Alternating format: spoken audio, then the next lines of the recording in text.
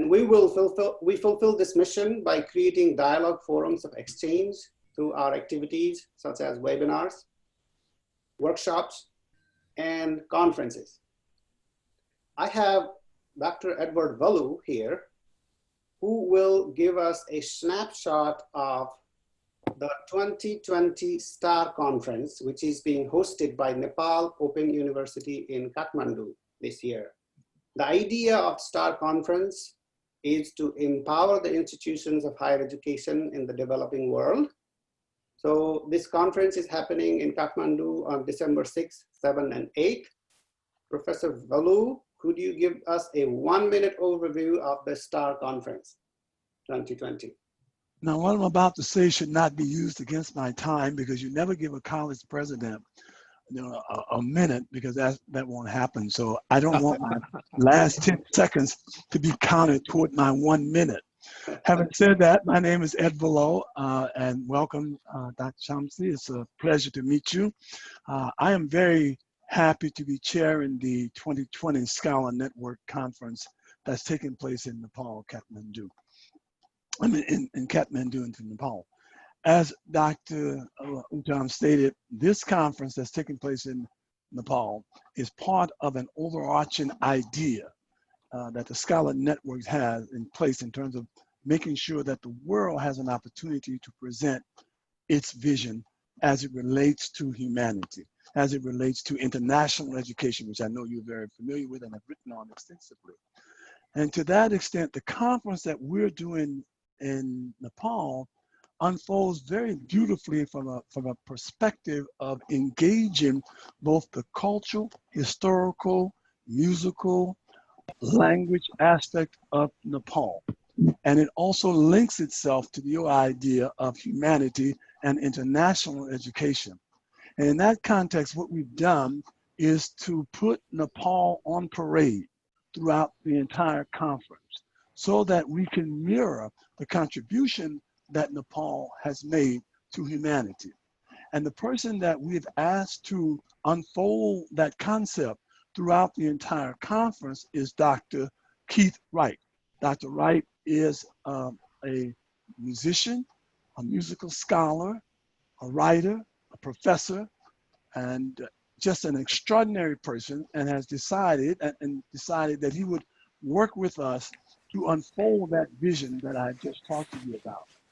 So with that in mind, I think that you will be pleased with the presentation that Dr. Wright has. And I think that's my 2 minutes. Thank you very much. Thank you. Dr. Wright. Yes, well, thank you, Dr. Valeau, Dr. Gaulee, Dr. Chomsky. It is an honor to meet with you. And the title of the presentation I envision is Transforming Nepal, a Chomsky Transformational Grammar. As a complex adaptive system, Nepal is an ever-changing new living generative language. When God said, "Let there be light," vibration formed the direction of creation. Sound itself is essential to the meaning of music, language, culture, and life. Music through vibration encapsulates all sounds. The theme will focus on the intersection of humanity, culture, linguistics, Nepal, and Dr. Noam Chomsky.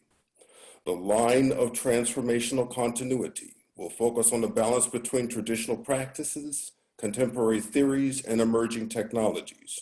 The area of focuses are the grammar of Nepalese language, the grammar of music, the grammar of architecture, the grammar of politics, the grammar of with respect to the word Nepal as the acronym Nested Equivalence Principle Algorithm. Through Nepal and Dr. Chomsky, we intersect information technology, the sciences, medicine, engineering, and how this balances Nepalese language, spirituality, and cultural formations. The outcome will be to promote cultural exchange between Nepal and Dr. Noam Chomsky to yield economic exchange. I thank you for your time, and now Dr. Gaulee. Thank you, Professor Keith. That is amazing. Professor Noam Chomsky wrote a revolutionary transformational generative grammar in 1957. Since then, his ideas have had a deep impact on how we organize our world and how we understand each other. I was thrilled to come across someone who is willing to give a musical grammar that could explain the human musical mind in a scientific manner comparable to what TZ grammar say in 1957. So, Dr. Wright, would you please give us a representation, musical representation of transformational grammar? Well, thank you, Dr. Gaulee. When I think of the transformational grammars, I think of the work of Dr. Deardorff and Dr. Jackendorf with their generative theory of tonal music. And they had a series of well-formed ideas with respect to Dr. Chomsky. And then if I were to look at those well-formed ideas, they can be transformed into phrasing. So if I were to, for example, play my flute and just play part of a musical example of a Bach sonata, sonata number 5.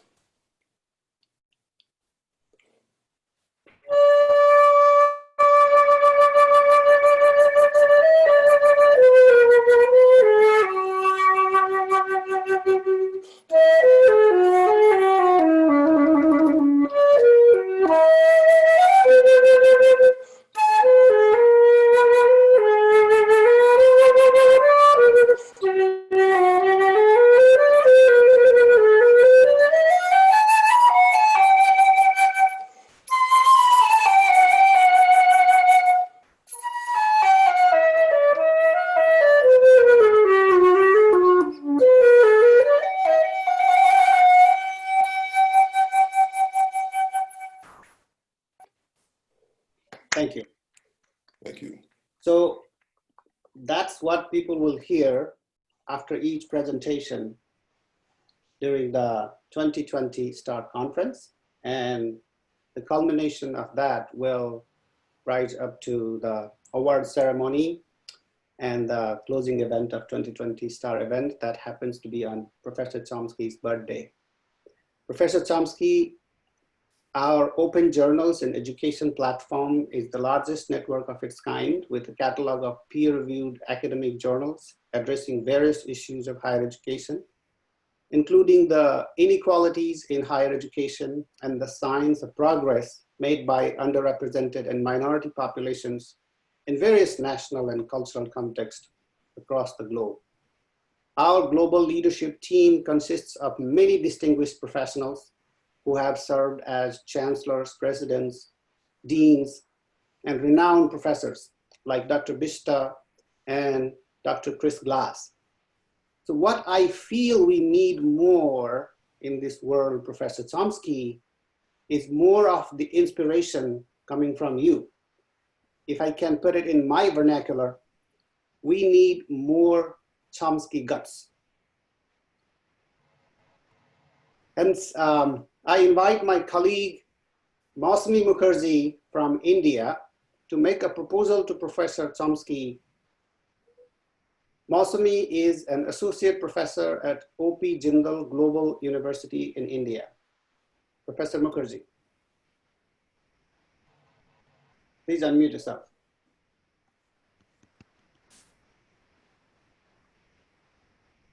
Thank you, Professor Gaulee. Greetings to all my STAR colleagues here from India and to Professor Chomsky. And thank you so much for giving me this opportunity to share my thoughts with regards to the Global Connections Award that the STAR Scholars Network has been planning to launch. And this is something, it's an award that is going to recognize the contribution of a scholar in terms of building and developing transnational research networks and collaborations for research and research that is going to have some kind of serious commitment and concern for people and making a difference in their lives. Something, Professor Chomsky,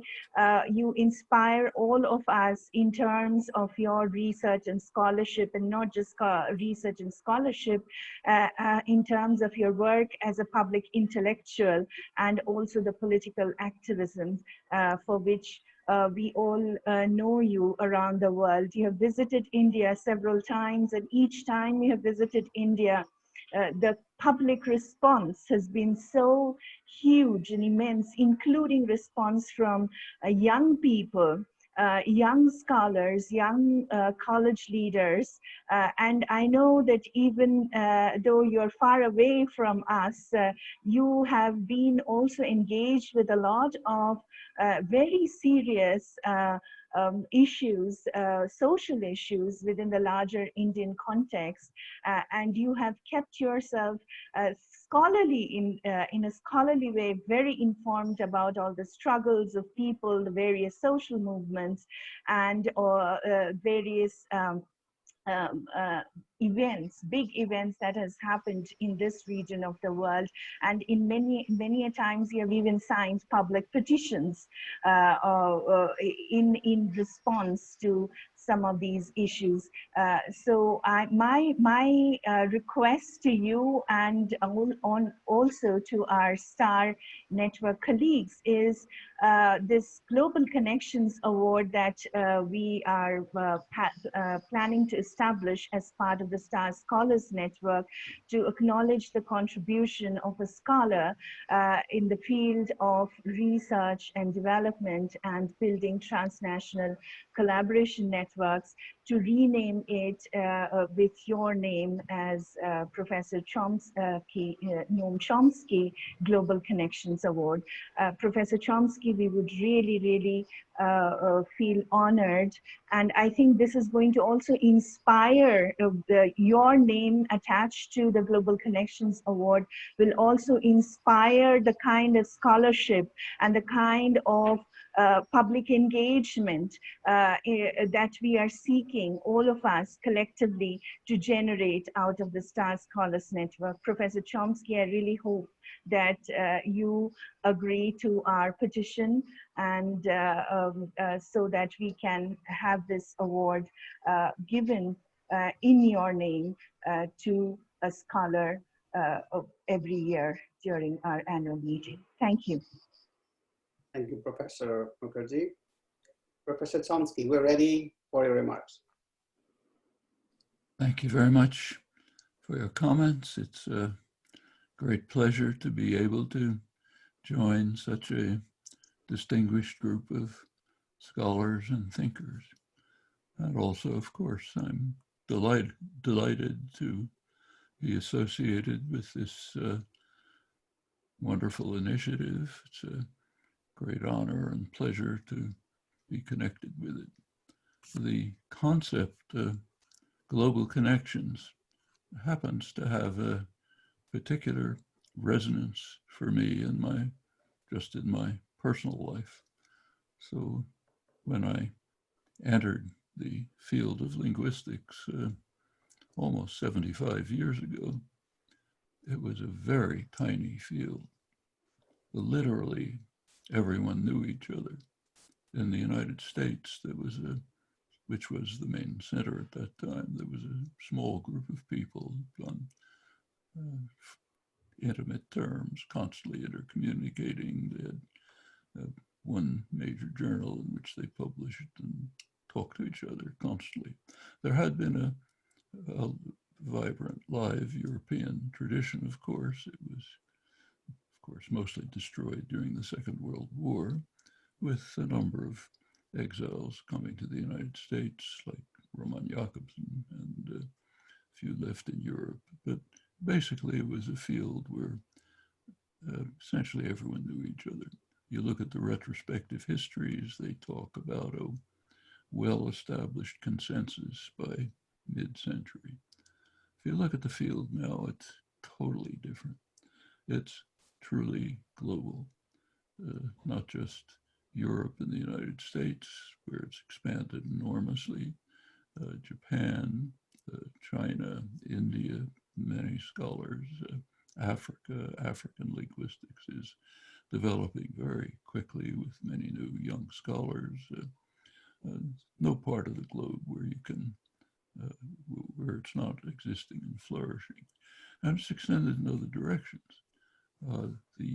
As Professor Wright pointed out, it's extended into the field, into other cognitive areas.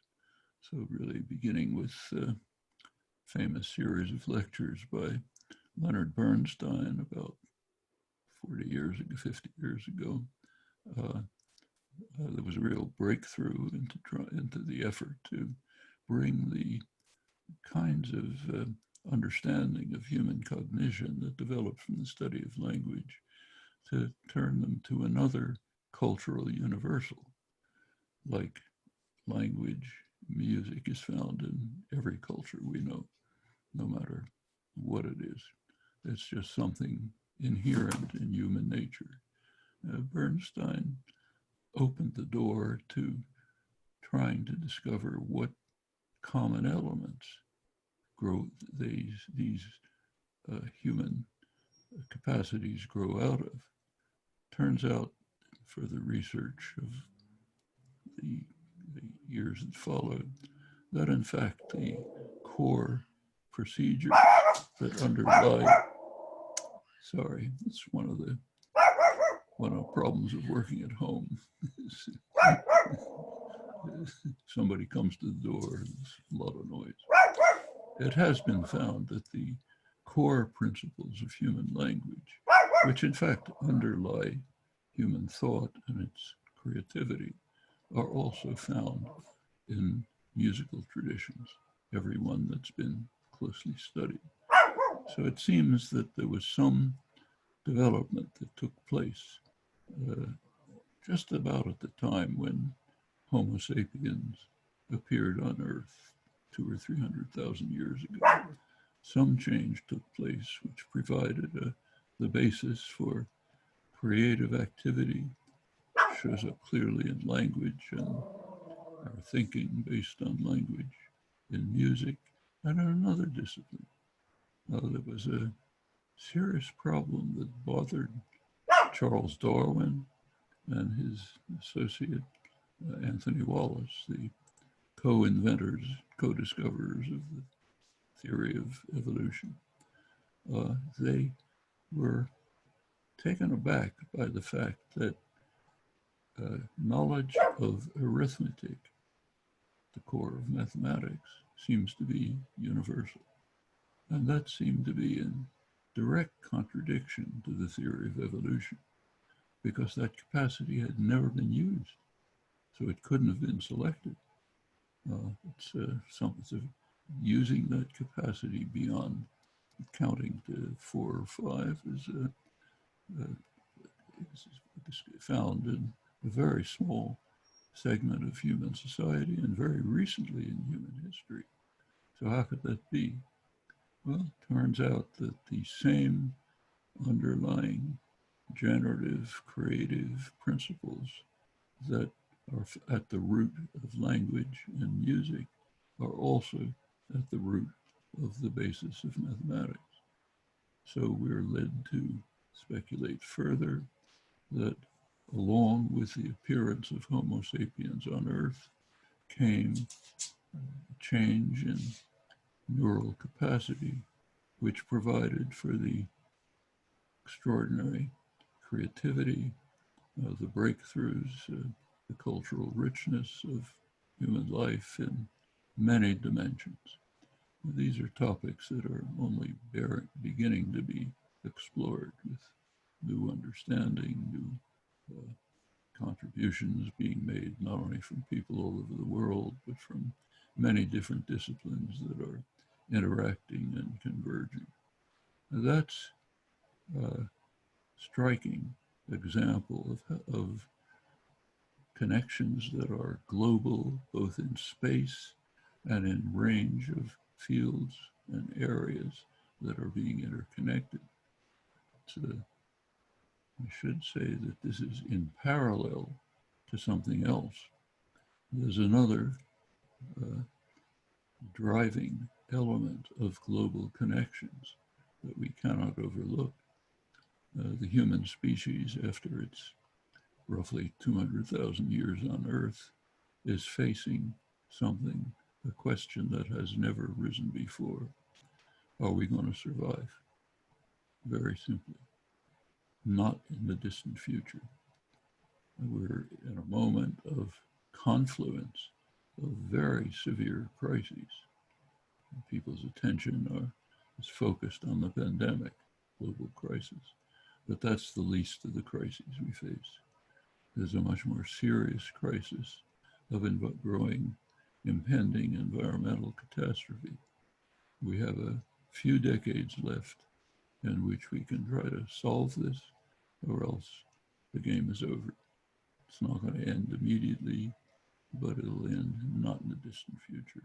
We can prevent it, but we have a little bit of time, and it is global, like the pandemic. There's no boundaries for heating the atmosphere, poisoning the environment in which we live.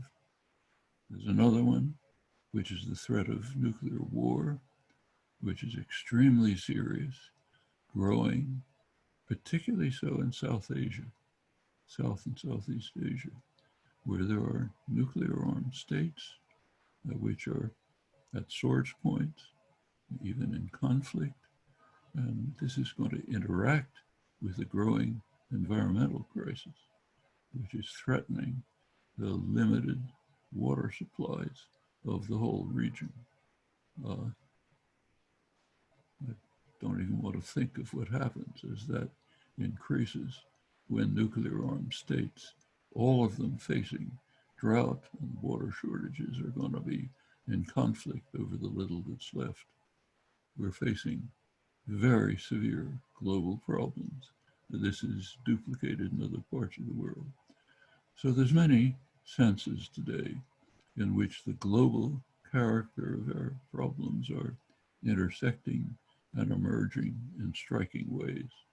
Some of them very positive and constructive, like the ones I was talking about before, the convergence of research and inquiry with participants from all over the world, something totally new, in constant interaction, and integrating fields of knowledge and understanding that had been quite separate from one another, but that we now see do have common roots that tell us a good deal about core human nature. That's all positive. The other side is not so pleasant. We are at a moment where human beings have to determine whether they have the moral and intellectual capacity to join together, to cooperate, to overcome existential problems that are global in character. Now, those are the issues that face us right now, and the kind of initiative you're pursuing, I think, should be in the forefront of addressing the whole range of them.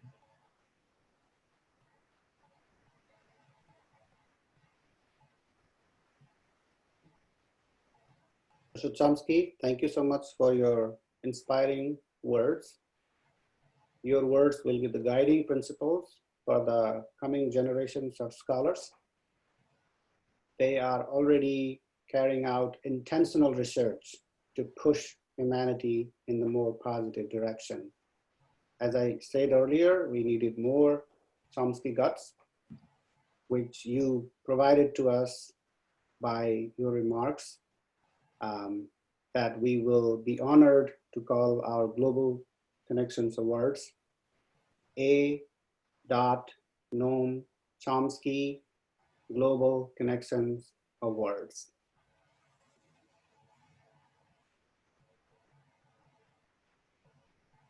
How does that sound to you? Sorry, I didn't. You didn't hear me? Let me repeat it. Allow me to share a screen, Professor Chomsky. Can you see something here? Yes. Global Connections Awards. So you said your life's mission resonates with the vision of this award. So we would like to call it Abraham Noam Chomsky Global Connections Awards. So your name will go at the beginning of the names of these awards. We have not started the nominations for this year. This is just for demonstration purpose. So the winners will have been selected by your birthday when you will be announcing the winners of these awards. We have put together an award committee, and going forward, we will be very happy to incorporate any of your advice, suggestions, edits on this, because we see that it very well resonates with your life's purpose, our networks, positive forces aligning together. That's how we see it. And our Vice President, Chris Glass, sees it as a constellation of stars. So we see the star in every individual. They may be in a corner of the world with not so many opportunities to grow and shine, but that's where we want to reach and empower and accord those opportunities so that they can carry out the research that is meaningful to their societies, for their people, for their regional contexts. So that's how we have been doing our conferences. And the people who receive these awards will hear your ideas. We will be trying to give the literature that you have provided. So we will put all those resources on the side of this page, which will boast Abraham Noam Chomsky Global Connections Awards. So that is what we have decided, and we are very honored today that you endorsed this proposal. That's what I understand. Correct me if I'm wrong.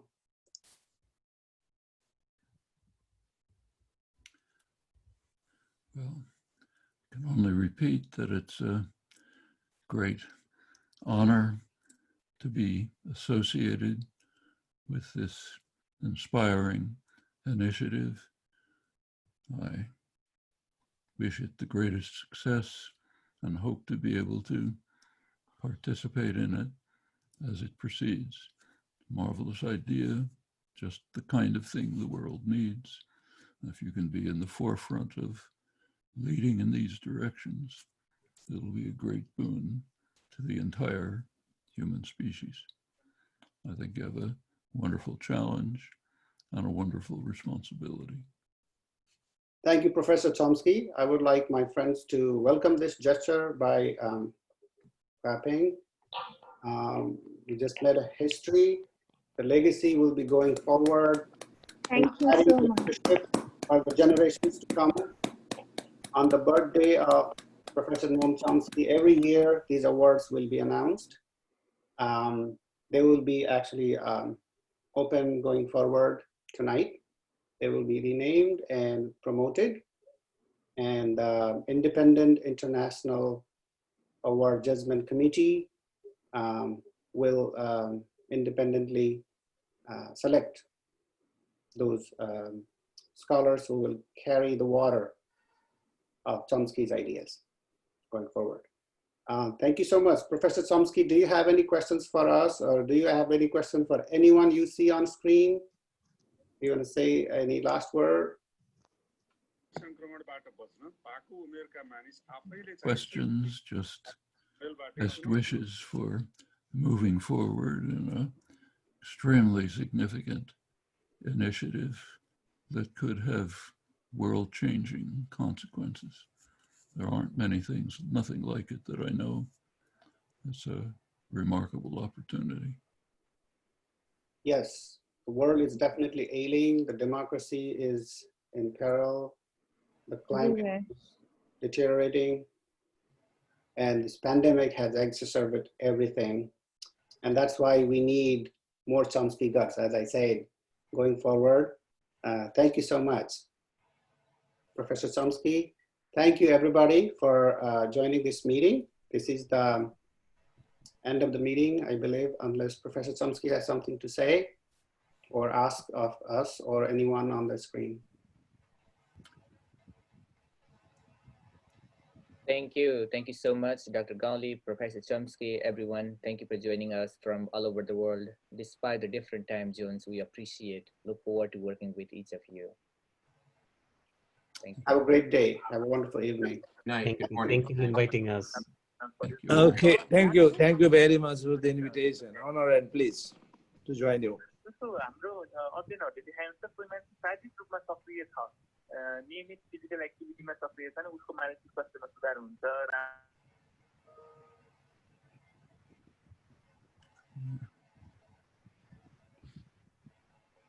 Sorry, I couldn't hear.